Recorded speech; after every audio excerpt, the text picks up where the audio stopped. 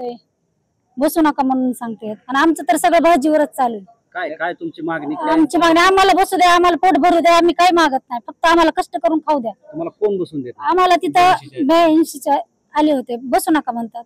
आम्ही काय करायचं तुम्ही सांगा. आम्ही देवीच्या रोडला बसतोय ना, आमची काहीच तक्रार ही नाही, अडचण नाही वाहतुकीला.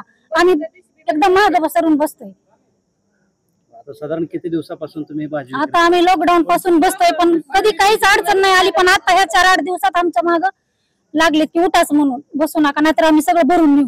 हे कोण करताय असं वाटतंय तुम्हाला? सगळे नावानुसार महेश चिवटे यांनी केलं, ही अर्ज दिला इथं बसून. तुम्ही व्यवसाय वगैरे करताय काय? नगरपालिकेच्या पावत्या, कर पावत्या वगैरे पावत्या आहेत ना नगरपालिकेचं भरतोय ना.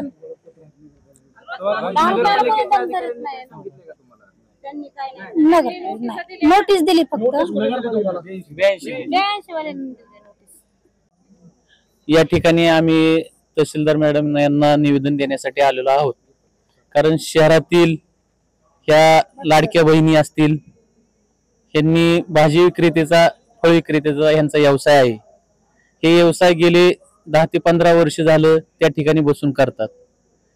आणि जो रस्ता आहे तो 60 फूट मला वाटतंय रुंद आहे. त्या रस्त्याला कुठलीही अडथळा नाही.